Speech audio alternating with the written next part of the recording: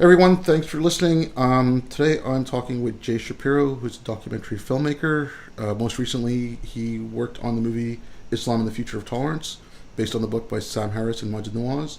He's done a few others, one about a baseball team in Uganda, and one about international law. I believe that one's called We Rise. Hey Jay, thanks a lot for coming on. Yeah, thanks for having me. Yeah. First of all, I just want to say, I don't know your stuff all that well. We met late last year, and then, seemed like a really interesting person. You had a different way of looking at things that kind of made me change, or maybe rethink how I thought about certain things. So thanks for that. And I mean, I'd like to talk about the new movie you've done, Islam and the Future of Tolerance, but I'd also like to talk about some of the other stuff you've done, where your experiences, more because I mean, doing these things, I'm assuming you've traveled quite a bit, so Yes. Yeah. How that changes how you look at when you come back home, like the whole Tom Wolfe thing, you can never come home again, right? Yeah. So if you want to start and maybe go through the process of the movie. You know what? I will. Yeah. I mean, if you don't mind, I could actually start with my first experience with that kind of international travel, because you're right. My life as a documentary filmmaker, I've been lucky enough that it's taken me around the world to some surprising places.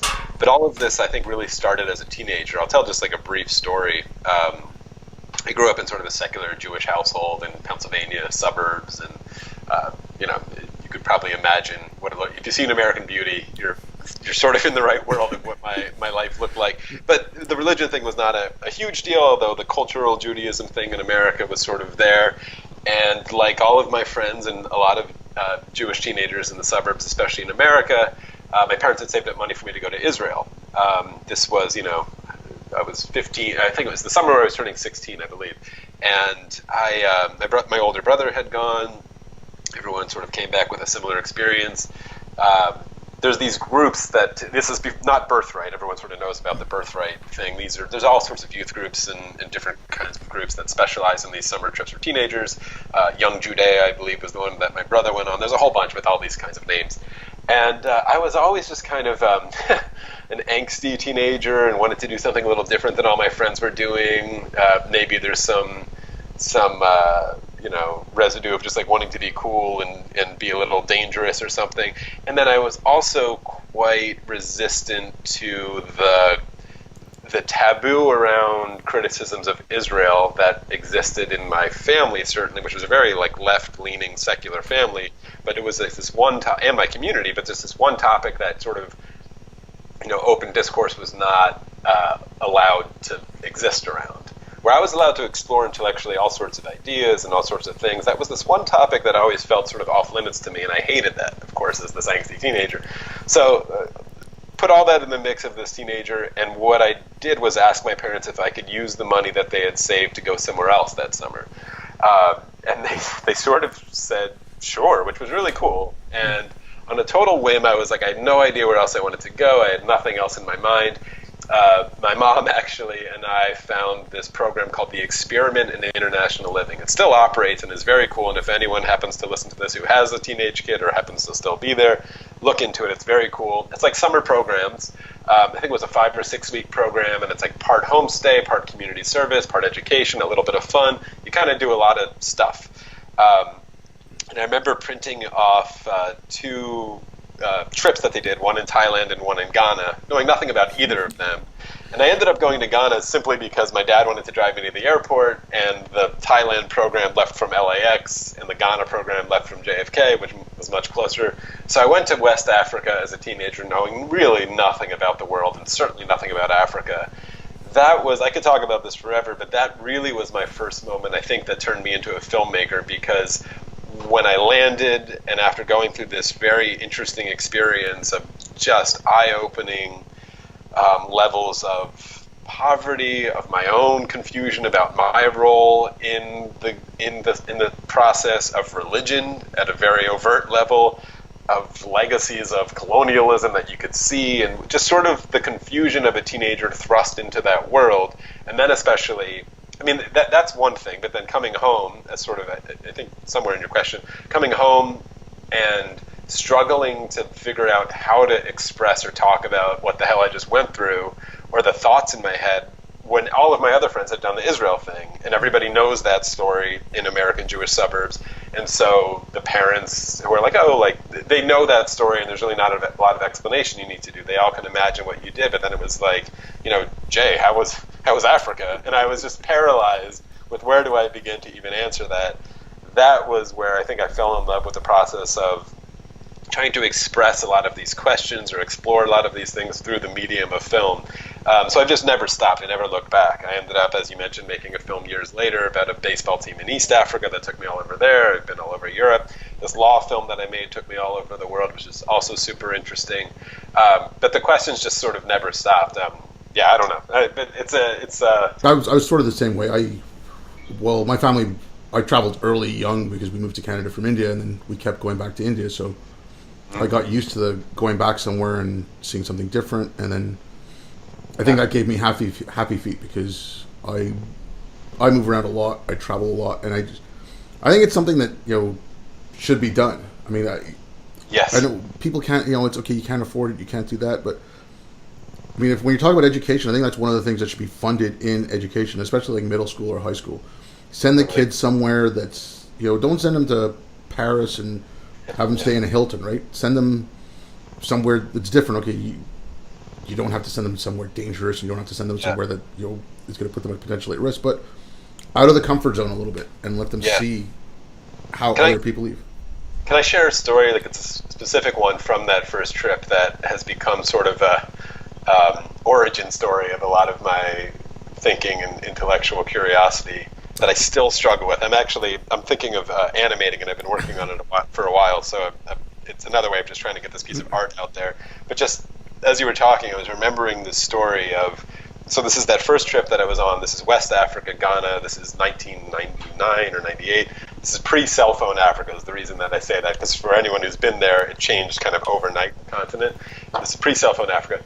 And it was the part of the trip where we had all split up. It was 10 different students, high school students from all over America.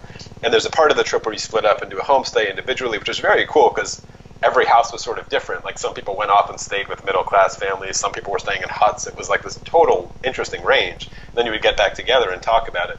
This is the part of the trip where I was in a very small village called Amano Praso. I believe it's still there. It's in the middle of nowhere, West Africa. And I had been going through a lot of these experiences from the moment I landed that were just very challenging and very different from any preconceived notion that I went into with, which at the time, this is the late 90s, I think the preconceived notions of Africa that I just were bouncing around in my head were like The Lion King and National Geographic, documentaries, and like Sally Struthers Save the Children commercials. That's like a reference of if you look her up, it's probably still on YouTube. Like that was what was in my head, which in some ways you can find if you look for it. If that's like the lens that you're expecting to see, you could filter out what you're seeing to see it. But if you have a bit of intellectual curiosity, it's just challenging and it's just much more confusing. And I remember having this, and I think this will actually be an interesting dovetail towards some of the stuff maybe we could talk about with Islam. But this romanticism of poverty and romanticism of especially third world and non-white poverty, where I was coming from, again, this very protected, coddled, to use this lovely John Haidt word, existence in my suburban moment in Allentown with my mom doing my laundry and all like Game Boys everywhere and Nintendo and everything I could have was brought to me, and romanticizing some kind of life without that stuff. Of it's like, they don't have the creature comforts that I have there in Africa, but they're happy.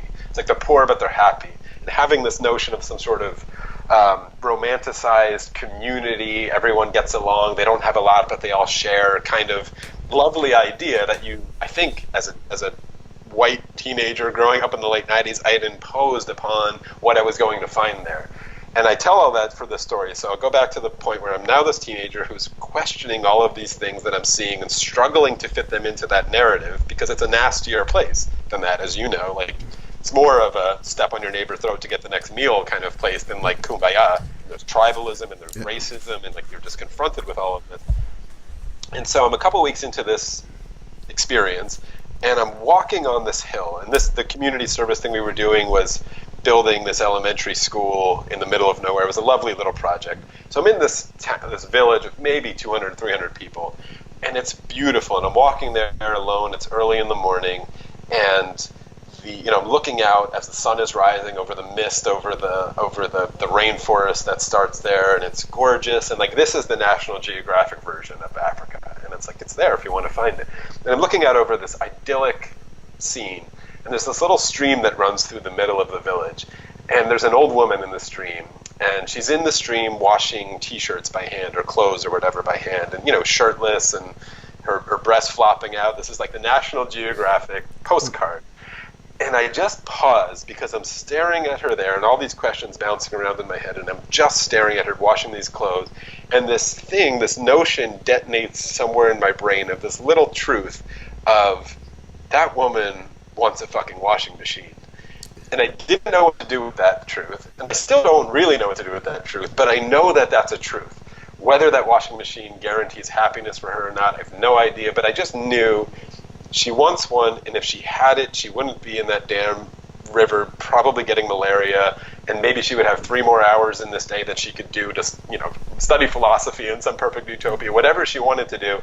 But that complicated truth of the world was true to me then, and I didn't know what to do with it. I didn't know how to express it. It's become this story that I just need to get out in sort of an animation. But that's part of the sort of intellectual journey that you were so right. For me, I don't know how my life would have turned out without that moment, but I know it's better intellectually for having that moment. And I'm with you. If there was some way to magically grant every teenager out there an ability to travel and really travel in that way, with this level of curiosity and this level of interest, that we'd all be better for it. I know I'm better for it. I know it frames a lot of my experience still. Well, okay, that was actually really cool, but I want to touch on something that you talked about there. There's just something I noticed as well, and it is even as young as the first time I went back to India when I was 10. Yeah. So I was young, but first, second grade, they're talking about different cultures. And when I'd hear about India, and it's like, oh, it's this really spiritual place, and everyone's at peace and all that. Okay, I was 6 when I left, so maybe my memories are a little vague. But then when I went back at 10, I'm looking at this, I'm like, what are they talking about? Right. Even going out into the countryside where my great uncle lived and going on his farm. Yes, they're working and they're content. I don't want to say they're happy or whatever, right? Like, they're content with their lives. They're doing okay. They're not starving, but at the same time, like you said, washing your clothes on rocks. Yeah. There is no. I mean, they elevate that to such a virtue, like living in that kind of, and I don't want to say misery because it's not. Their lives weren't miserable, but spending 3 hours washing your clothes, beating them against rocks, is a pretty miserable thing to be doing. And young, I just got that, you don't know what you're talking about, and why are you making that sound so pretty? I mean, I don't know either.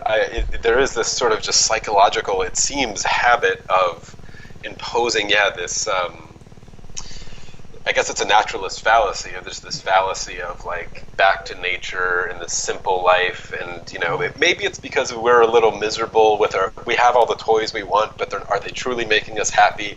And then we badly want the answer to be, well, okay, let's find some culture, some civilization without all that stuff, and that's the secret that'll prove that that's where the happiness somehow lies. Which of course it's way too simple of a story.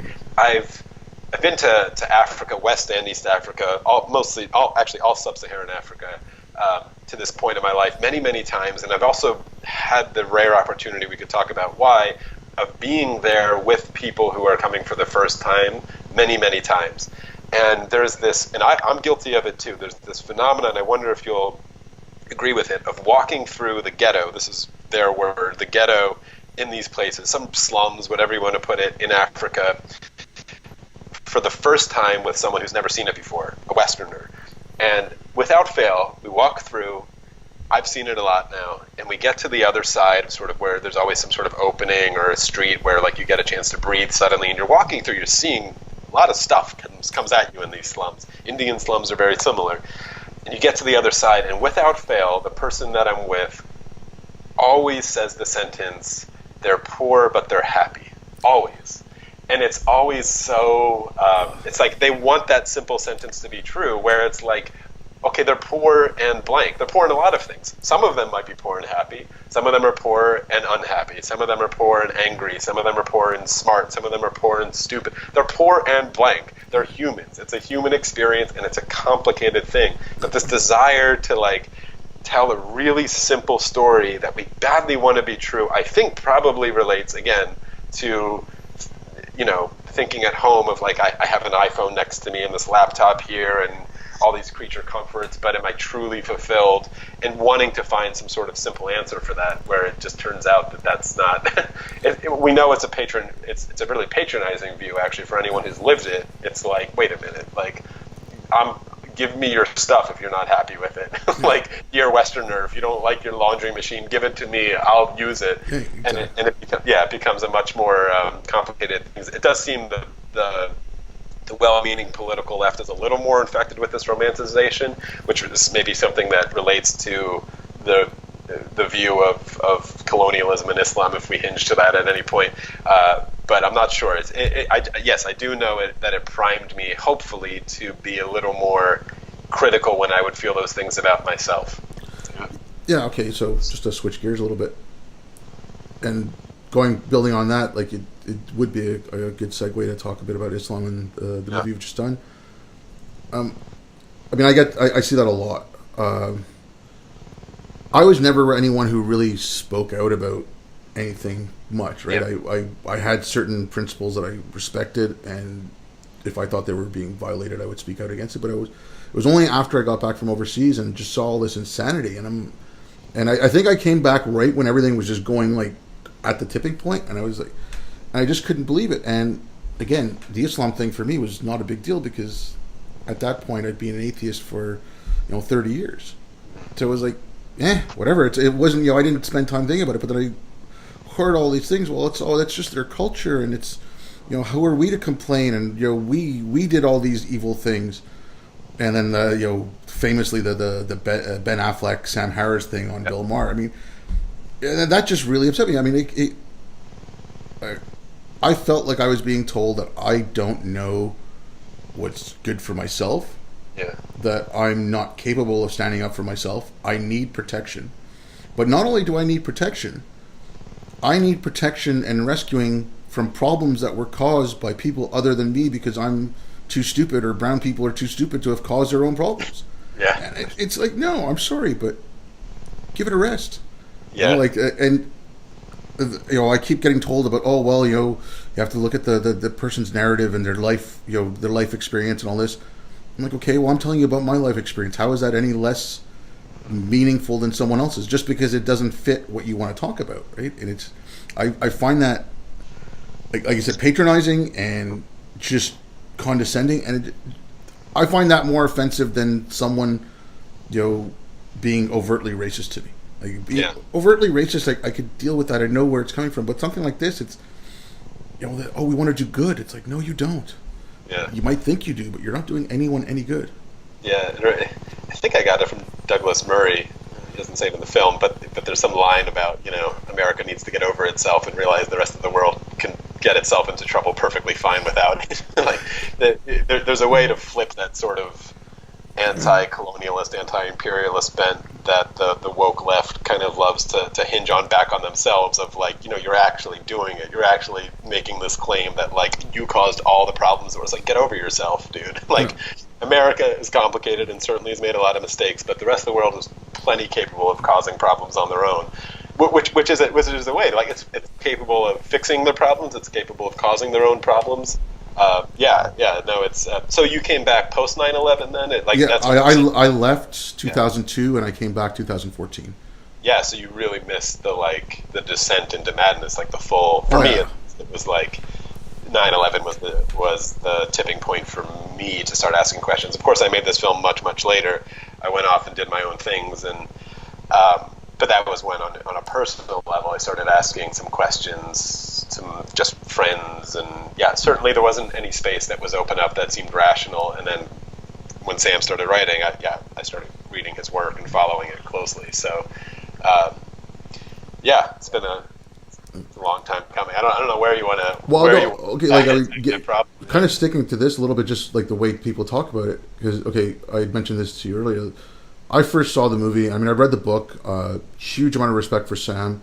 You know, I respect what Majid is trying to do, especially the anti-extremism. You know, because when I've spoken to people and they're being critical of that, I said, listen, you know, you take ex-gang members, police take ex-gang members, and so do FBI, or, you know, ex-white supremacists to help fight against, you know, white supremacy or gang banging and stuff. So to use a ex-extremist to counter extremism, to me, is a perfectly logical idea, right? So like I said, I respect all that.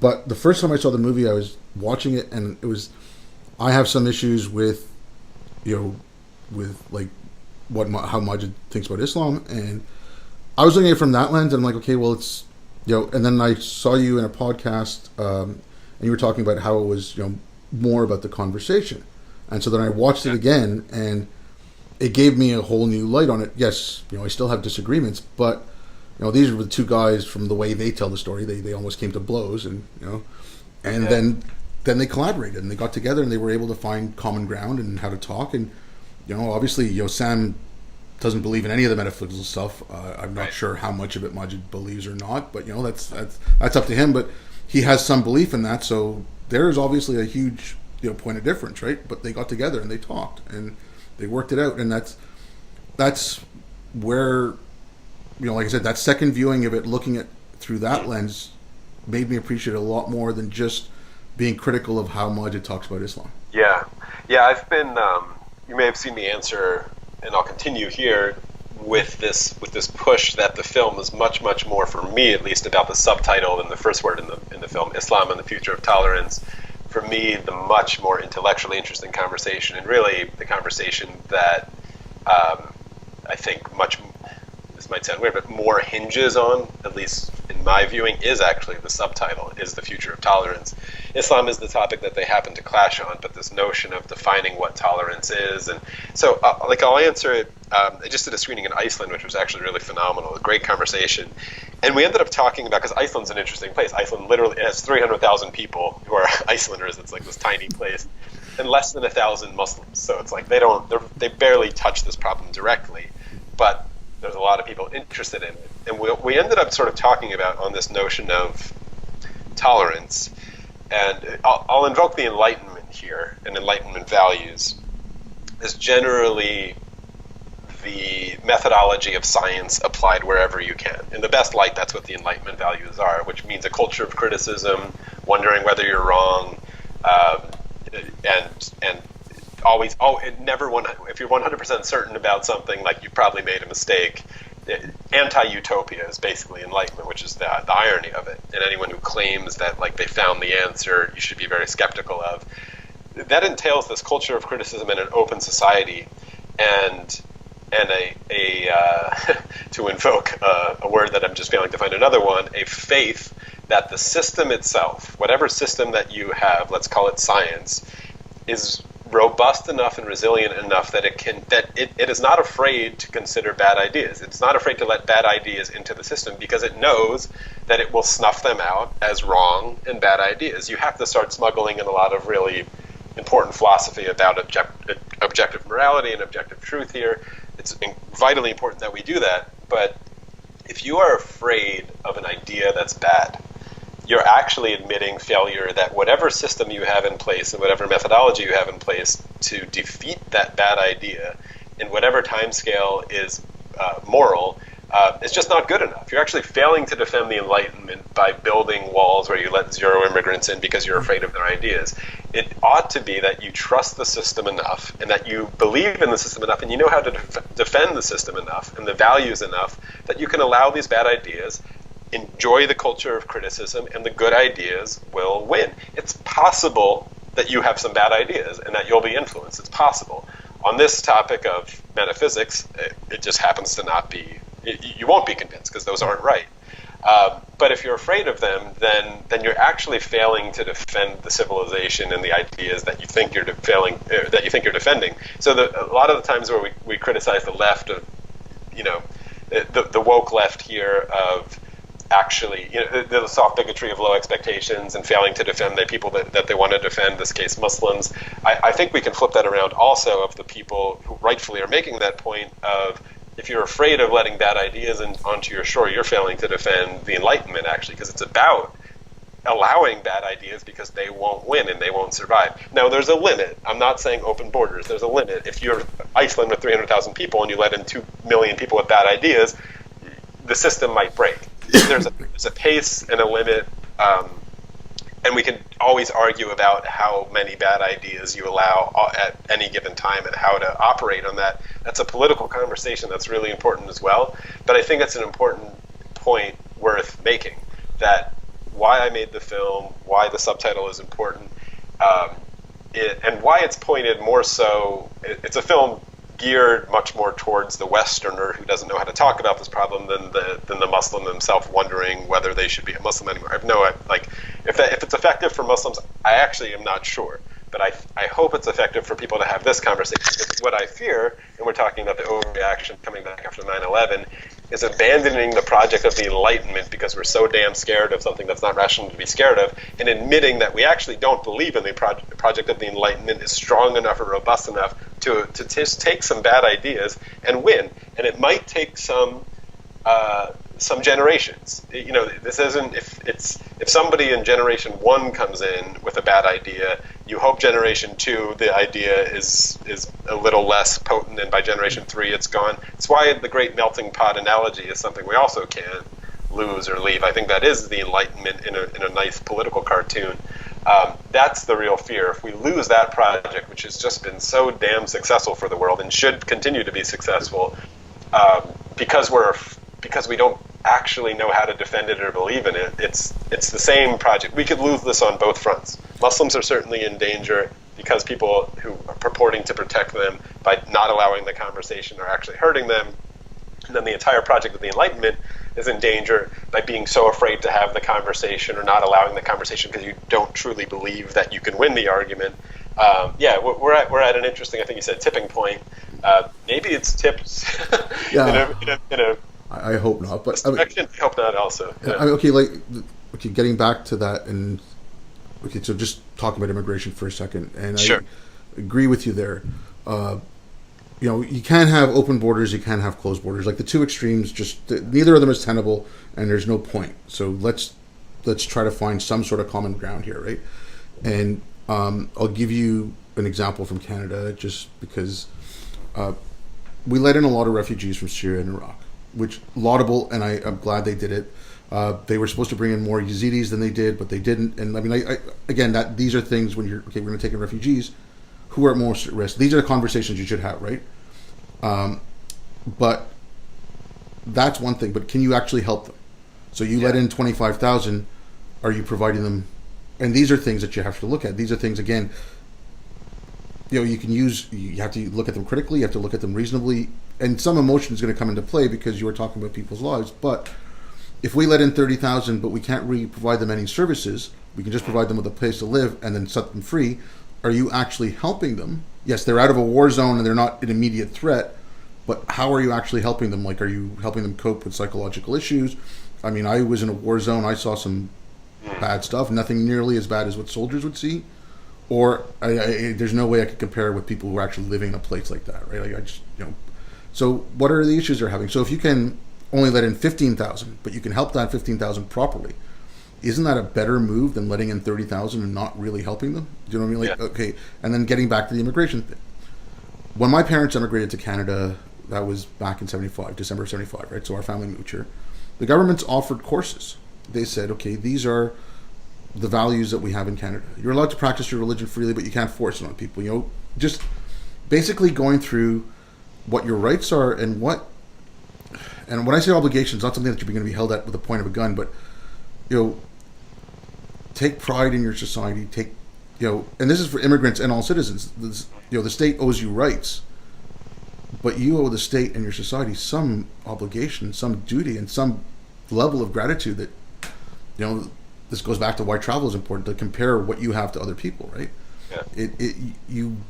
And again, this is not at a point of a gun, like go help the society, but especially if you're immigrating, especially if you're coming in as a refugee or an asylum seeker, there should be some gratitude from you towards a society that's helping you. At the very least, learn what their culture is about, learn what their laws are, learn what their, and what when I say laws, like don't jaywalk, I don't mean that, but just like the norms and their traditions and what people are, and don't just impose whatever it is you're doing. And so, people on the ground should be able to talk. We should be able to talk about it like this.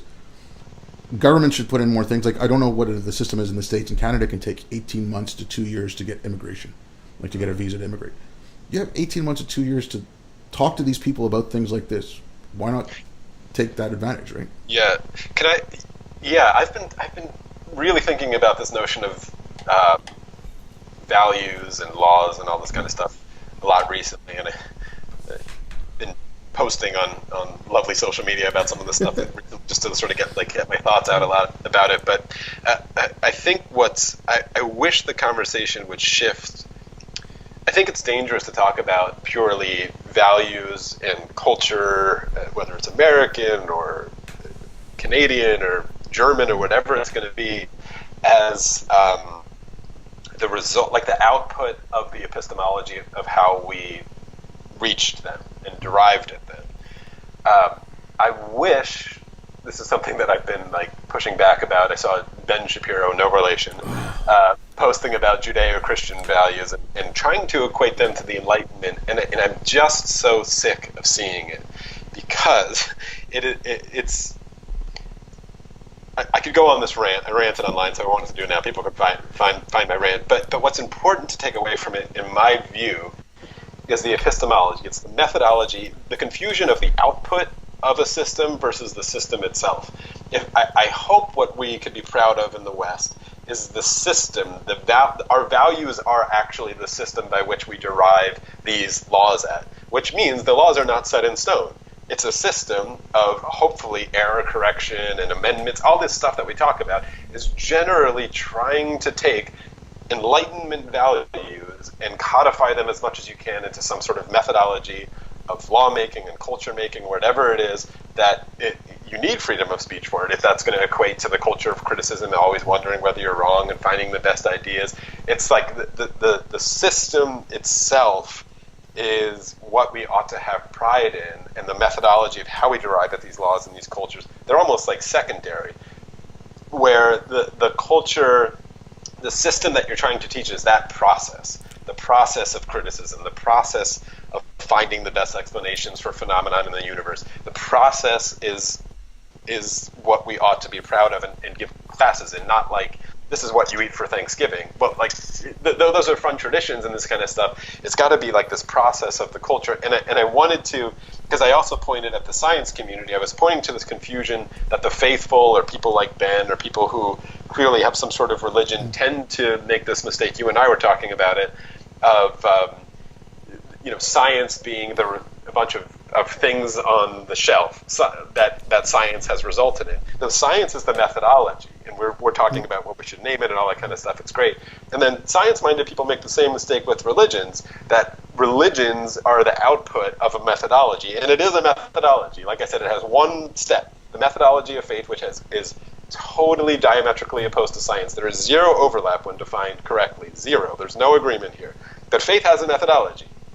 You could tell me what it's like in Saudi Arabia and India and all these places. The methodology is one step, and it is at the moment of conjecturing two things. I'm stealing this from David Deutsch, who's one of my intellectual heroes. The moment of conjecture, of trying to explain phenomenon in the universe. He uses a great example in his book, The Beginning of Infinity, of coming up for an explanation of why the seasons change. And one explanation, let's just say you and I are people, and we don't know why it is, and this is like thousands of years ago, and you conjecture that it's like you have this crazy idea that actually the Earth is this ball and the axis tilts like this as it goes around, and that's your reason why, and the sun shines on us when we're here, and then the other half of the year it doesn't, so it's cold this half of the year. That's an explanation. Purely in a vacuum is just conjecture. And I have my own, and I say, well, I think there's two gods. One is the god of warmth, and one of the god of cold. And I think, I've been reading the stars, and the god of cold wins during this season, and the god of warmth wins during this season. At this moment, before we've done any science or any faith, we're both actually on equal playing field. We both just have a conjecture. And now the methodology and it's an explanation, and frankly, it's a full explanation. Mine fully explains it, yours fully explains it. Which one is good, which one is bad, and how do we do that? That's where you need a methodology. Otherwise, you're always just staying in this equal conjecture mode. This is where science and faith are two methods. The method of science is, well, let's look at evidence in the universe to judge which one of these is right. It turns out we can do that with yours. It turns out mine's not even a good explanation because it can explain itself, and it can explain its exact opposite. If it's the middle of January and suddenly it's 90 degrees, my explanation still holds because I'm like, well, I guess the god of warmth is winning today. Your explanation doesn't hold. But Deutsch would say one's a good and one's a bad. But faith is also a way to do this. Faith has one step. It says, you as a human have no capacity to actually judge which explanation is good or bad. And you can't. So yourself to the conjecture, just accept it, and that's the best you could ever do. That's it. That God has some sort of, that there is such a thing called God, which is a separate intellect than a human, and we have zero access to actually ever judge which one of these is correct. That's called faith. It takes one step. It is a methodology. I would claim it's anti-enlightenment. Good explanation, or what is a good explanation? We have all this evidence in the universe, and that's the best we can do, and that's where we're gonna extract out of the universe itself notions of truth, notions of good explanation that are totally diametrically opposed. The methodology of the Enlightenment, I hope, is what we could be proud of when an immigrant comes in and we're trying to teach our culture or our values, or get them to accept that, or get them to understand that. It's like that notion of open discourse, how to do that, what it takes to evaluate evidence in yourself, in your society, etc., how our system tries to equate that sloppily with voting and all this kind of stuff. But it's always about, like, that's what we're proud of. And I think that's a harder transition for people than we think it is. We think it ought to just like enforce itself, and a lot of people adopt it, but we know there are very much they're very much into the faith methodology of evaluating the universe, and people come with those ideas, and that's something that might take a couple generations. Hopefully it doesn't. I don't know how it's going in Canada, but I guess after 9/11 and with the Patriot Act, we could go all the way back, just worrying about whatever secret sauce we have in America to, it seems,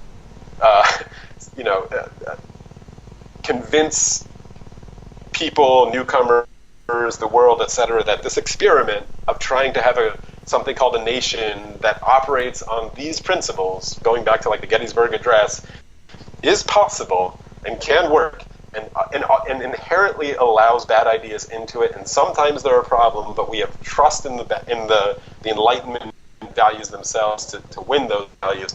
That's the general kind of conversation that we just have to keep alive. I don't even know why I started talking about Okay, no, that's fine. Actually, because, a lot of what you said I agree with. And when I said values, again, when you said, I don't have the proper word for it. Totally. I was talking more about like first principles. So things like we believe in, having public discourse. We believe in letting people express their ideas. We believe in, calm, like discussing them, engaging with them, evaluating based on these principles. Like here are principles. And so, obviously, including your own daughter, including your son if you happen to be gay, yes. This is what we try to promote. Now, obviously, you can't stop someone from coming in and kicking their 16-year-old son out on the street because they're gay, or their 16-year-old daughter. Okay, it happens everywhere. It happens with people, in the South, the evangelical Christians. So it's more things like, okay, it was more, so you have these two extremes. One say you have to let everyone in, everyone's going to be, as soon as they come in, they're all love and peace and blah, blah, blah. And then you have the other side, which is, no, only let white people in, don't let these, they don't have anything to do with our comment. I would much prefer, people who believe in secular values or pay lip service at least, right? If you find out they're false afterwards, if they're waiting immigration status, if they're waiting whatever, we should be strict with them. But, if someone comes in and they're a far right, racist from Hungary or Poland or wherever, I don't care from where. I'm just picking those two because they just got those governments in, right? If someone's like that, I don't want them in. I'd much prefer having a Muslim family who's secular or whatever. Christian family from Uganda who's secular, who's trying to get away from that. And Yeah. at least but also what a wonderful moment it should be celebrated if you do accept, because you're bound to. Let's go to Uganda, this country that I happen to have a lot of experience in. If a Ugandan family immigrates and holds some strong homophobic, racist ideas, which is quite common there, and being in an open society that believes in itself and believes in its values and can engage in a good faith, but a good faith discussion generally about that topic, but not be afraid to have some moral courage that we know that there's a right answer to that specific question, or at least we have a high probability that there's a right moral answer there, which is that homophobia is an incoherent moral idea and you ought to abandon it for a better one. If in that hypothetical someone comes to American shores with those ideas and 10 years later doesn't hold them, or even in a worst case scenario, their son or daughter doesn't hold them at all, like that should be celebrated as the success of the Enlightenment and the country itself. This isn't, I'm not saying like let's let in all the racists and then, because again, there's balances to this and you can break the system with too many bad ideas. I'm totally with that. But those moments should also be celebrated as successes of the system itself and of the Enlightenment itself and of America itself. A lot of those seem to be getting attacked under this guise of cultural appropriation or imperialism, which we should talk about as this very anti-Enlightenment notion that we're seeing rising on the woke left of like, what are you talking about? This is actually the promotion of, again, not the output of our values, but the system that led to them. And if you're not into that system, I'm not sure what system that you're into. The only one left at your disposal is faith and these awful, Deutsch would call them static societies, these ideas that are just dead ends, that are suicide. So yeah, I mean, like that's. I'm trying to think, like in my own family, almost, because we're all immigrants here on some level, right? I'm third generation, I guess, American. My family were Eastern European Jews who came for whatever reason. I don't know my great-great-grandfather. I could send you a picture. It's great. It's like a full, like, I'm not that far removed from a full beard Hasidic Jew somewhere in what is now Ukraine, I think. I don't know his political views, but I can almost guarantee that mine are more secular and more closer aligned to the Enlightenment than the ones he held. Whichever person in my family was the one to come over, whatever magic that process is taking on in America, it's. I think that's not unique. I think closer aligned to Enlightenment values than the first ancestors in my family tree, and that's a process that we ought to celebrate, and that we ought to recognize and pay attention to. So again, don't be afraid of immigrants with really bad ideas. I'm with you that there's a priority that we ought to prioritize people who may be ready on day one that they know these values, but we also should have some. We shouldn't be afraid to tell the world about good ideas in whatever politically way possible, especially on our own shores. And then we could talk about the complicated and stuff that you've dealt with about exporting those ideas. No, I don't mean so much that, okay, you're opposed to homosexuality. I mean, I picked that as one like example, right? Oh, you're opposed to homosexuality, we're not going to let you in. As long as, okay, you can have whatever ideas you want, as long as that you believe in that underlying framework that someone can then contradict your ideas. If you believe in that underlying framework, it was like what you were talking about. Okay, well, the new woke left, or the newly woke or the newly red pilled. Like either they're the exact same people. They have different talking points, but it's the same strategy and it's the same call out culture. Everything's the same. It just one supports this, one supports that. So that's like one of the things I want to try to do with this podcast for myself is, what are my first principles? Like, am I truly that wedded to them? Can I alter some? Can I change some? And I mean, people kept, and I've used the term that it's a foundation, but lately I was thinking, okay, what? Maybe if I think of it more as a garden. So the first principles are the earth, which yes, it's not wholly solid, but it's got some room to move around. It can shift a little bit. So, and then, when you weed the stuff out, those are the bad ideas. They're like, no, we don't need these. Let's get rid of them. and then the ones that are good, you let them flourish, right? And then, so I was thinking, okay, if you think of it as a foundation, it's far too rigid.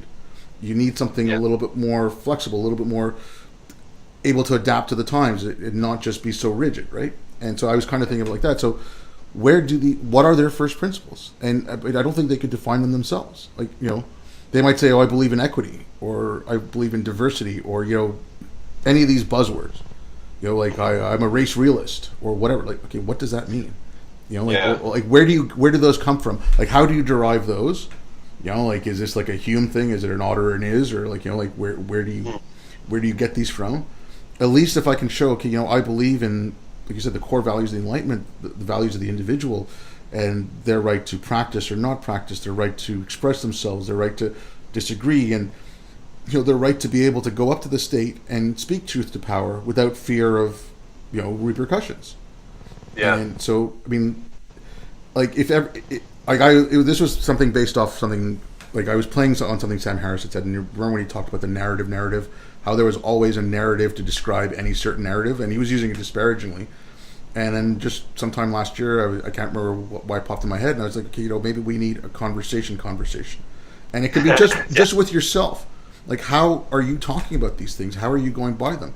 Like, if you I believe in free speech, so I actually did this last year. I went back and read On Liberty and Areopagitica, which I think are my two favorite texts on that subject. I read some others, but I went back and reread some of the stuff from the Enlightenment that I held dear, because some of it I hadn't read in 20 years. Can I really say that I hold it that dear if I don't? I might want to say I'm practicing it, but maybe I've forgotten something. It's been a long time, and so I think more and more people need to start doing something along those lines, or groups of people. Like, what are we actually for? Like, I think we're going past the need for things like left and right. I think we should. The terms have lost so much meaning, and they're so confused. Maybe we can look at as for authoritarian and libertarian. Like, libertarian more so in the sense of like a not libertine, because I've got like sexual connotations, but like classical liberal Enlightenment values, that type of thing, right? Like, so, because whether you want to talk about if Hitler was a socialist or not, like I don't want to get into that debate, but you have fascism and communism, which are authoritarian left and right. Then you have different forms of people who want civil liberties, and how do they want to go about them. So just saying left and right, or like we're losing. I think I can. I think we're all struggling with this left-right thing, and it's become meaningless. And I agree with you; it really has. I think there is. You brought up David Hume. I think it's great. I'm a philosophy nerd, and this is what I'm all about as well, as like first principles and getting to the bottom of some of these, the real bedrock of philosophy here, and psychology as well. I want to try. I think I'm seeing a genuine rift on. That makes sense. You've already talked about nationalism and globalism as maybe the new political divide, which I think is interesting, and maybe we could talk about, although I don't think it's all-encompassing psychologically. I think it's certainly encompassing politically. I'm noticing this rift, and I think it came up. I don't want to bring up old public wounds with Sam Harris and Jordan Peterson, but I do think there was something really important about that initial sort of clash with them that was actually a bit unresolved. I think Brett did a really good job with moderating it, but I think there is something, and I want to get to the bottom of this and try my best to frame the argument of where I think Jordan is a conservative to try to rescue those words and the meanings of them, if we can, if liberal and conservative mean anything here, or progressive and conservative mean anything here. I think there is a deep conversation to be had here that we're actually on psychologically, and it's this one that gets to a lot of the stuff you talked about with race realists. So I say this about Jordan often, that he can get out of a lot of trouble if he bracketed almost everything he said with two things in front of it. If he prefaced almost everything controversial that he said before he said it with saying, keep in mind what I'm about to say is just an evolutionary psychological analysis of why we're in the situation we're in. It's an explanation of the situation that we're in. Women wear lipstick to simulate sexual arousal because the female organism evolved in this way, where when it's sexually aroused, blood flow increases and the lips become a bit more plump and a bit more red. So this lipstick is mimicking a signal to the male organism of sexual fertility and viability, etc.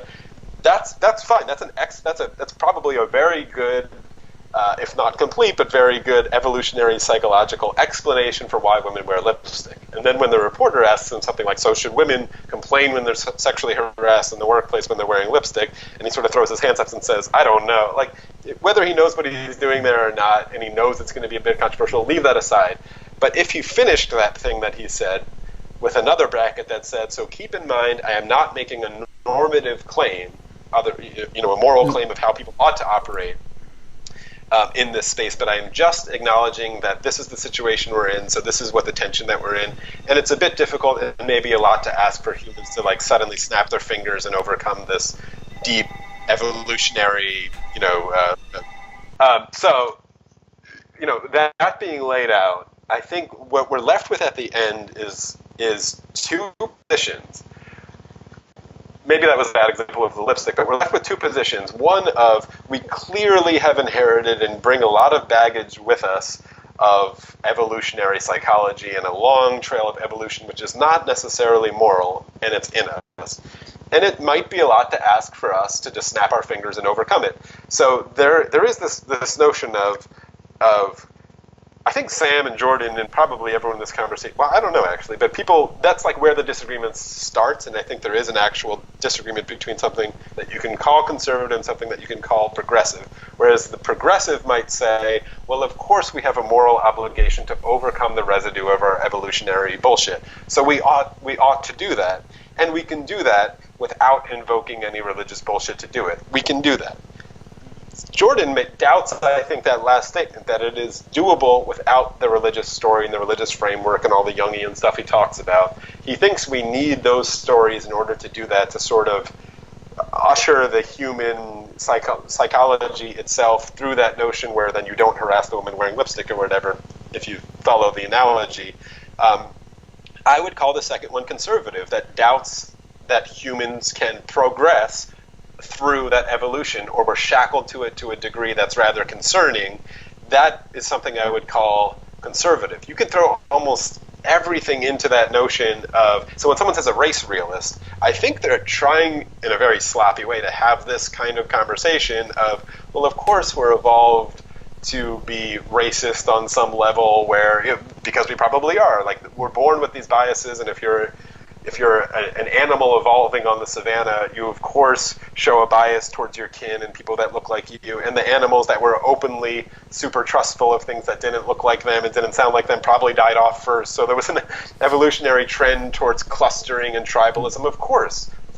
And if you call that race realist, fine. But then you're stuck at the same thing at the end of that sentence where, should you overcome that, how do you do it? And I think there's this genuine split between people who think we can't overcome that, we're human and that's how we are and that's how we ought to be, or people who think, well, we ought to overcome it but we can't without the religious bullshit. And then there's this other group of people who says we ought to overcome it and we can, and it's not so damn hard to come this way. And then maybe another group that says we ought to overcome it, we acknowledge that it's difficult, we don't need the religious bullshit to do it, so here's a bunch of tools. And that's where I would put most of the honest conversation happening now. And things like the moral landscape that Sam wrote, or these kind of conversations about what, if there is, without invoking the bullshit, how do you do it? How do you get society from point A to point B, if we agree we ought to go to point B, with the bullshit, without the bullshit, etc. I think a lot of frameworks fall into this general psychological split. I think this gets to a lot of John Haidt's work with The Righteous Mind. But I think there is a genuine split there, and it's why Jordan, calling himself conservative, and maybe a lot of people red-pilling themselves, are falling into that same trap of like, oh wait, he's right. This is a real thing. That's why women wear lipstick, and that's a real thing, because he's right. And some of the tragedy about that is also the lack of a lot of people having these conversations, honestly, because it does certainly, which is also just dishonest. So I think the fact that Jordan got so popular is interesting, but also points to the fact that there's just not a lot of people having these conversations, particularly about evolutionary psychology, and that's a problem. We need more people in that pool, Because love him or hate him, Jordan shouldn't really be rare. There should be a lot of people having these conversations. Yeah, I mean, okay, I have some respect for what he does, but when he starts getting to some of his metaphysical stuff, my eyes glaze over. And then some of the things he says, again, this guy's on stage, he's talking, maybe he misspoke, and this is not like a defense or anything, but there was, I think it was one of the ones in London with him and Sam, and it was Douglas Murray moderating. And, Sam said something along the lines, well, I don't even really know what you believe, and the crowd started laughing, and then he went on this tirade about how no one can know what they believe, and, it's a really complicated thing, and then yet he spouts out what he believes. So, like I said, I mean, people can misspeak, people can, like I probably done it 100 times already today. Like, it's just, you'll talk over yourself and you'll contradict what you've just said. So some things like that make me a little bit hesitant, but when you're talking about the myth, I think he's right there in some sense, and it's not that you need these religious myths to, because he did the whole thing where he went through Genesis, right? He did a whole series where he read through Genesis, and it's, okay, fine, but when you get to Genesis and you get to Sodom and Gomorrah, like, how do you justify that? How do you, what is the lesson that's being taught by Lot's daughters, getting him drunk and then raping him so they can get pregnant, right? You might have the story for it, but don't you, like, the question for him, and where I'm trying to sort of hinge to there is, does he think God is necessary? Again, if he thinks we ought to overcome the residue of our evolution, and he thinks God is a necessary step to do that, just because of the human nature and human fallibility and human weakness, or does he think God is actually real? And and he probably thinks that question doesn't matter or are the exact same thing, which is an interesting sort of pragmatism philosophy that I don't really adopt, but that's the language that he uses there to sort of squirrel around that conversation. If I give him the benefit of the doubt, I think he thinks that it is the same question and that he does think it's necessary, which he's just wrong about. But this is a David Hume thing about the is-ought distinction, that he's so damn sure that you can't. Sam tried it in Moral Landscape, which is interesting, with the worst possible universe of all universes, and moving from there. I would argue that it's the same. It's the explanation, finding good explanations or bad explanations, because David Deutsch does it quite well as well. But that's the hinge where I think philosophically at the bedrock he thinks God is necessary to make this final step. To overcome the residue of our evolution. I won't speak for him. I guess we're speaking a lot for people that we aren't ourselves in this conversation, but I think it's important. Yeah. I mean, like, I don't want to put words in his mouth. I'm just giving you my take on it. And just sorry. No, that's fine. I mean, like, I will, but okay, getting back to the myth thing, because this was again something, and it's kind of goes into like like the newly woke or the newly red pilled or whatever. So I'm of the opinion that. Okay, I was on a panel and I said one thing. I spoke for about a minute on this panel, and the only thing I talked about was why science wasn't enough to defeat religion. And I based it, like I was talking about the Abrahamic faiths, and I was basing it on the story of Adam and Eve, right? God told them what science was. God said, we created all this crap. I created everything here for you. Worship me because I made all this. I'm the best. So the science was done. There is no exploring why the sun... That's the analogy. You can't understand it, but just enjoy it. Yeah. But what they were denied was the knowledge of good and evil. They weren't denied they weren't just denied all knowledge, as some people say, right? It's the fruit of the tree of knowledge of good and evil. So that's what religion held back. That is what the priestly class held. We will tell you what your morals are. We will tell you what is good and what is true and what is right. You don't need to know the underlying truths of where we came from and all that, because you've been told that. And so, I mean, we've had, we call them Judeo-Christian values. I don't even like that term because a lot of them predate Judaism even, right? So, but because call them that, and you take them in. I'm not saying that they're enlightened values, but you call those Judeo-Christian values, and that's what came up with this, what's good and evil, right? And then you can put in Islam in that as well. And that's what they were holding on to. So, and then, you go to church or synagogue or mosque every week. You have that repeated to you, or like in the 80s when Tony Robbins was really big, people were going seeing these inspirational seminars over and over and over again because it just doesn't stick, right? You go back, like, why do we have cave paintings in France? We sat around the fire telling ourselves stories and talked about the best hunter and made a hero out of him or whatever. Like, these things evolve. You can watch the evolution of all these stories, how they go along. And then as North America and Europe started getting more secular, I think our myths were like the water cooler shows. So, before you had satellite TV, everyone, I don't know if you remember in like the late '80s, early '90s when NBC had all those comedies on like Thursday night, and then Friday morning everyone's talking about Seinfeld and Friends and whatever, right? Yeah. I think we've diluted our myths so much. Like, I mean, you could find a channel on satellite now that fits any niche market, you know? Like, I mean, Jesus Christ, there's shows about crab fishermen, for Christ's sake, you know? Like, like there's such niche markets that unless something comes around like Game of Thrones, so for the 8 weeks that it's playing, you know, a lot of people are talking about it. We're sharing something. You know, we don't even really have sports that much anymore. Like, sports has turned political. Like, everything is turned into something to divide you. Okay, granted, sports is divisive. Like, I'm going to cheer for the, you know, if you're a baseball fan, I'll cheer for the Yankees or the Red Sox, right, or whatever. Like, a Phillies fan, by the yeah, way. okay, fine. But yeah, like, but you know what I mean? Like, there is some of that, but that's almost a fun rivalry. You know, unless, you know, I've seen some riots and stuff. I've seen some fights at hockey games in Montreal. But yeah, okay, but I mean, like, those are like fun kind of rivalries, and they're okay to exploit to a little bit. But when you don't have anything like that you can share as a society, I think that's what's breaking down a lot of our conversation. I think that's why a lot of these people are becoming newly woke or newly red-pilled. And I started thinking about this, and I started seeing it, and I see a lot of similarities to someone who's just become red-pilled, as they say, or you know, like usually like you become woke by going and taking certain classes at university, right? It gets indoctrinated.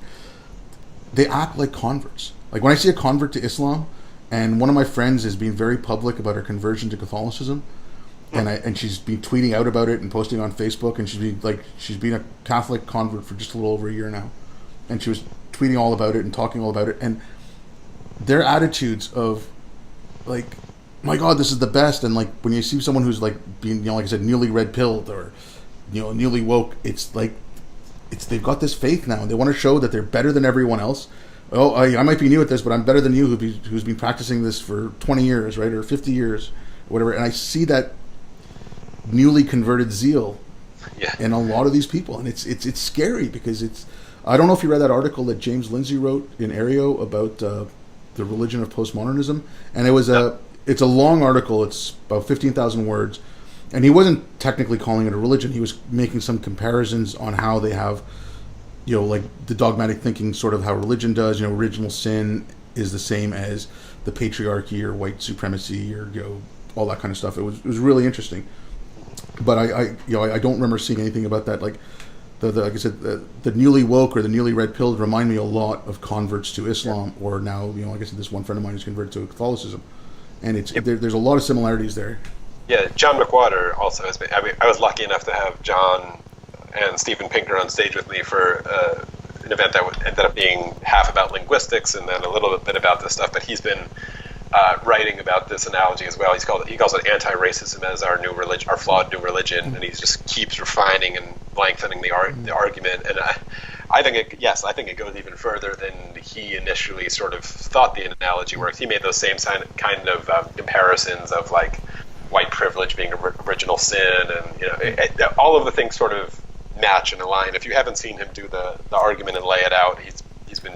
There's a lot of good articles. Well, I saw the talk that you were talking about, the one with Pinker and him. Yeah, although we sort of just skirted that because I thought people could find that argument, and I linked to it on this long Twitter page as well. But yeah, this is why, like, to go back to a lot of the other things we were talking about, it's the methodology. If the methodology is religious, like we need to start talking and reminding ourselves that science and religion, or let's call it reason and faith, are methodologies. Again, that never overlap and don't touch. So yeah, like if the result is postmodernism or woke leftness or whatever. But you also mentioned, I mean, they overcorrect and like they got out of one ditch on the side of the road and then just quickly swerved their car into the other ditch on the other side, and you're like, oh, come on, for a minute there you were like on the middle.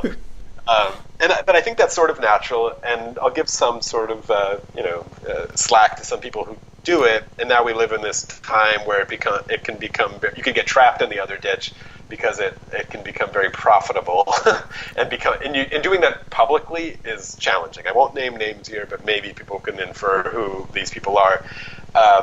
But I think there is this maybe like the most salient, damaging, and like annoying thing to realize is that you've been fooled, that you've been duped. And when someone sort of realizes that they've been duped by a political ideology or a religion or a con man or anything, that just like super pissed off feeling that you have, and this notion of wanting revenge at that thing is kind of understandable. And this whole notion of like libtards and drinking liberal tears, it happens in both directions, we know. But that one in particular, people who maybe are newly red-pilled, who realize that, wait, the left has sort of been lying to me, and like my college professors, and I wasted all that money on college, whatever it happens to be, like that's fucking annoying. So I get it that you want to like revel in that for a little bit. I think a lot of people in the atheist community probably went through something similar with this in their teenage years, like being a little bit too much of an angry atheist or an annoying atheist, maybe your parents or your cousins, and because it's like, oh, that's bullshit, and because like you wasted your time maybe thinking about it or going to Hebrew school, like wasted time and sunk cost in something that turns out to be bullshit is super annoying, and it's sort of human to want a little revenge and want to see people cry over it a little bit, and then you can become just intentionally provocative to just continually drink liberal tears and invoke this. I think David Frum used the analogy as Trump as the right's murder weapon. It's a great analogy of like, who the fuck knows if they even care what he's saying, but they definitely know he pisses people off, and they love that. And that makes some sense. So people, I think but it's a human response. We should have some compassion for it, but we shouldn't let people get stuck in the other ditch on the other side of the road. It's like, okay, you've had your fun, you bought a liberal tears mug or whatever the fuck it is, and you sip from it, and you've done all the things, but like if you're interested in an actual positive conversation, like there's a really interesting playing field that's not just this like political battlefield all the time. But I do have some sympathy for people who are, I think Sam's been using the word like the phenomenon of being captured by your audience. You can get captured by people who are really having a lot of fun in that ditch, financially captured, just emotionally captured. You get addicted to sort of the likes and all that kind of stuff. And that's fair. We should have if anybody, I can't think of any names, but if anybody, maybe Andrew Sullivan's an interesting one who maybe overcorrected and came back. I'm not even sure. Maybe he's not a good example. But when you find the people who not just like come out of one ditch and then get celebrated for it, but if you find someone who came out of one ditch, overcorrected, and then came out of the other and found the middle, that's like a real, maybe even more courageous and more difficult than the first coming out, is like realizing you've overcorrected again. So I mean that's something we all have to just culturally. Well, okay, here's one name. Okay. Jamie Kilstein. Oh, I don't know. So I saw him on Joe Rogan, and he'd become ultra woke, and he was totally progressive, and the whole call out culture and shaming people for having the wrong opinion. And then I can't remember, he had a discussion or an interview with someone, and he expanded on some ideas, and they were unwoke or something, and then he fell victim to that. And he realized what he's been doing, and so he's brought himself back more to the center and try to like, okay, let's see if we can work this thing out. So he's one of those examples of, I'm not saying that he was a full on alt-right racist or whatever, and then he overcorrected and went over to the other side, but he did go over to that woke side. And I mean, like, this is, I'm paraphrasing a lot of what he's saying. It was, it's a Joe Rogan interview, so it's 2 to 3 hours long. So, but yeah, so it's like he talked his way about how he went from one extreme, and then instead of going all the way to the other extreme, he pulled himself more into the center. Which is, I don't know where this idea came from, that if the other group goes too far to one side, we have to go further on our side. It's like, well, maybe just rein yourself in and try to rein in the people from the other side who are able to be reined in. Like, and like when Pinker talked about, there was he was on a panel, it was the rise of the alt-right. And that's when he got into all the trouble where he said that there's some intelligent people in the alt-right, and he got into, oh my God, Steven Pinker is an alt-right, the gateway or something now, or something stupid like that. But I mean, like, it's so, by Hillary saying you're all deplorables, that pushes some people over to that side. It's granted there were single issue voters, and I mean there are in every election, but maybe there were some people who had a difficulty thinking about certain things and they couldn't express themselves, and here people come along and tell you, okay, if you vote for this man, you're the most evil person ever. And it's just, there's better ways to do it. There's better ways to talk these people out of it. And maybe, like you said, we should celebrate these people who went too far, overcorrected too much, and then came back and found a more centrist and a more reasonable position. They realized what they were doing was wrong. Do you like the term centrist in this language? I'm still like undecided about like left, right, centrist, or just abandoned. silly but we don't have the terms like you were saying before. Okay, we don't have a Yes. term. We don't have a term like for faith, right? Yeah. And that's one of the. Okay, this is complete tangent. This is one of the things I hate the most about the woke left. They're making me hate language. Like narrative was a perfectly good word. Okay. Yeah. But now it just has all these connotations. Like trigger was, people could be triggered, but now it could mean someone that got. We're losing so many words that are important. I liked the word problematic, but I've heard that that's problematic now. Or this new thing now that they put eyes at the end of everything. Like that'll probabilize that. I saw one that said that will invisibilize toxic masculinity. And I'm like, what? Invisibilize? Like we can make up words now, just put eyes at the end of it. And we got a word. Like it's it's getting too much. Like I said, it's total tangent here. But I'll try to save one of them because I'm not I don't know why, I'm just not a fan of the left, right, center model, even to the centrist thing. I know I use the analogy of ditches on the side of a road, so it invokes a central sort of channel somewhere. But the Deutschian language, again, I'm just such a huge fan, but of dynamic versus static, and the woke left being a static, he would call it meme, a static meme or a static idea, where basically there are taboos, there are things you can't criticize, it's a religion. This is the analogy going back to James and John's analogy of this is a religion.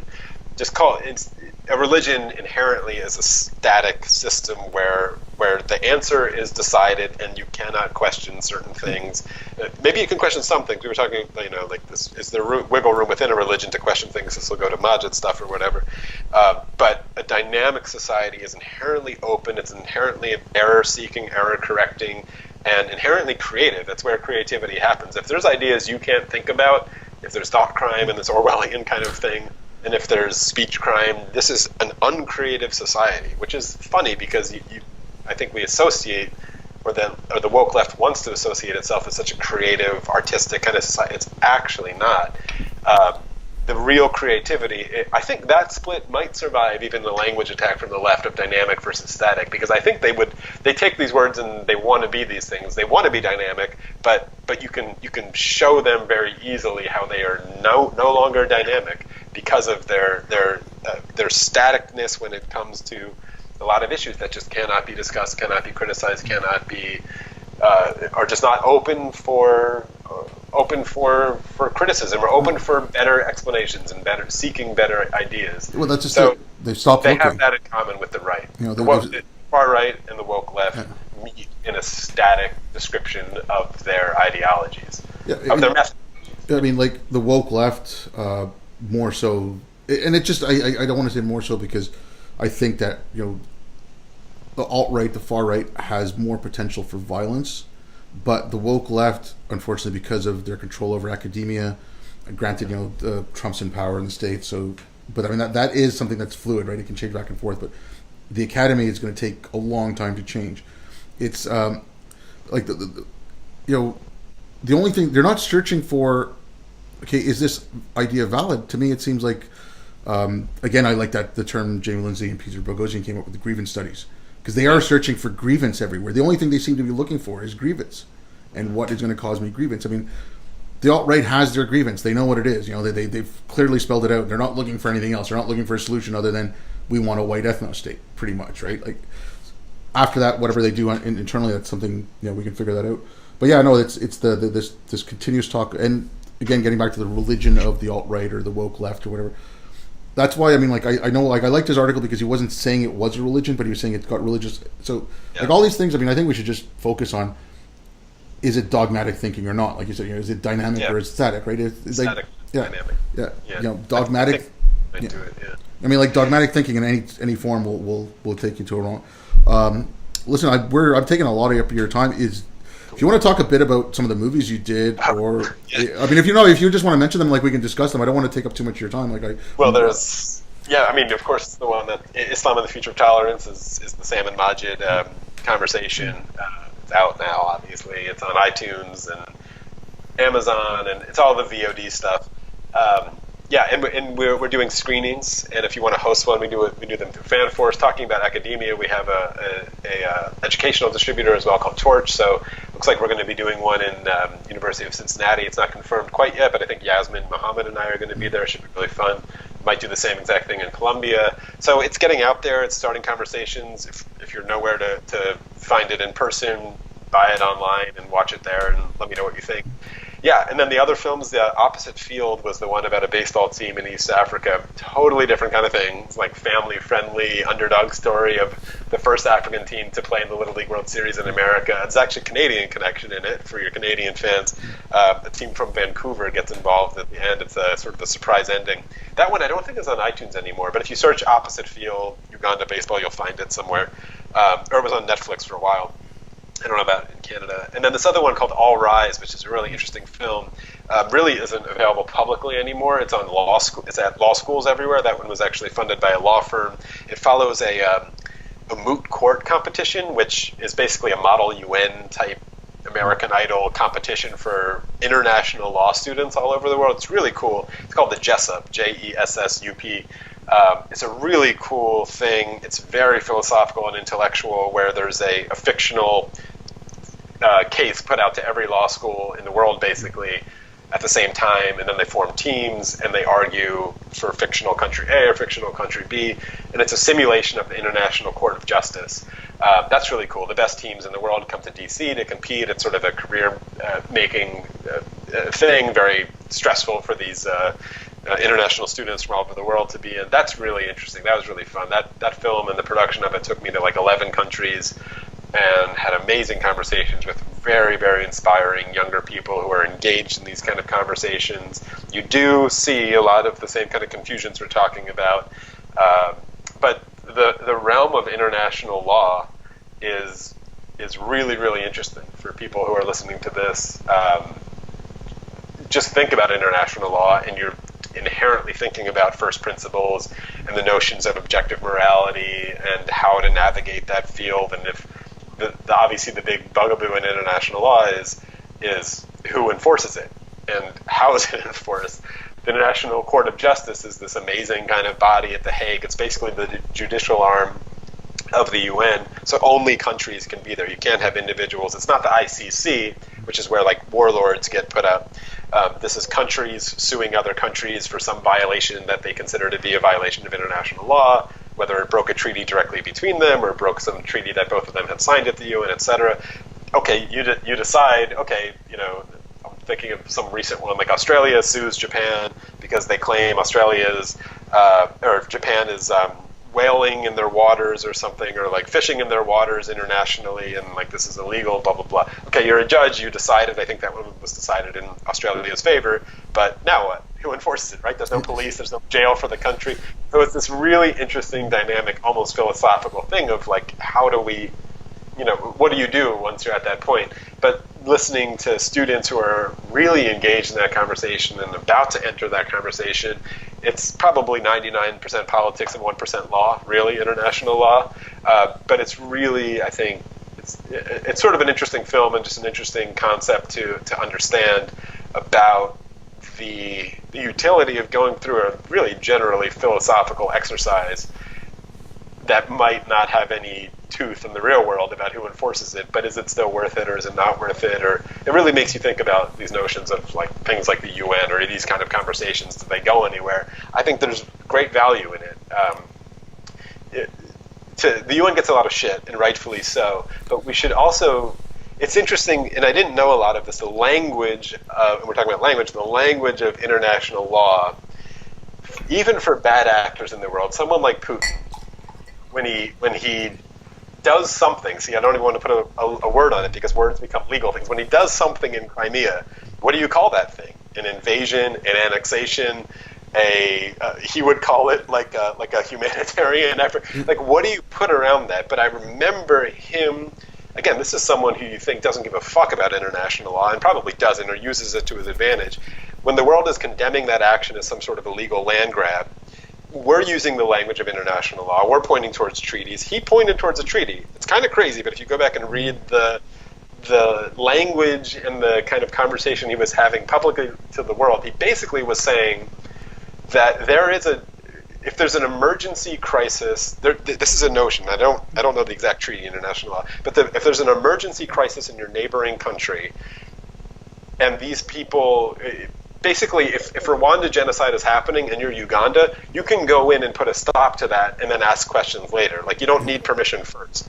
And his basic sort of premise of Crimea, he may have caused the crisis itself, but was basically saying there's Russian speakers there and they're in trouble and we're just going to go in and help them out. And then, of course, he never left. But even like him using the language of international law and trying to appeal to these treaties, even as a guy we consider a totally bad actor, I think is interesting. I'm not saying Crimea has been not bloody at all, but for what appears to be sort of an old-fashioned land grab, if you did that 500 years ago, I would imagine it would have gone much worse in sort of the just toll of human blood than it did post-UN and post-World War II, just because of even this veneer of doing this dance, even if someone's not genuine about it, doing the dance of pretending you give a shit about international law, I think is a better universe than one where we just say, fuck it, the UN's broken and this entire international law thing is just kumbaya bullshit and it's anti-Israel and we're fucked and just leave it.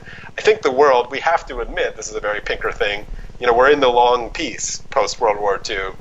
We tend to forget that we haven't had a major military conflict between two superpowers in, what are we going on now, like 70 years. That's a pretty good run for modern times, and we live in the most in human history, etc. It's sloppy, it's a mess, but that film and getting involved at sort of that level actually did a lot of work for me to realize, as much as I want to scoff at how bad the system appears to be working, I'm glad there's at least a forum that tends to be there in some level. That's my pitch for the UN as an idea. We can certainly do it better. Yeah, okay, well, we could just on that one quick thing. You have a lot of experience on that.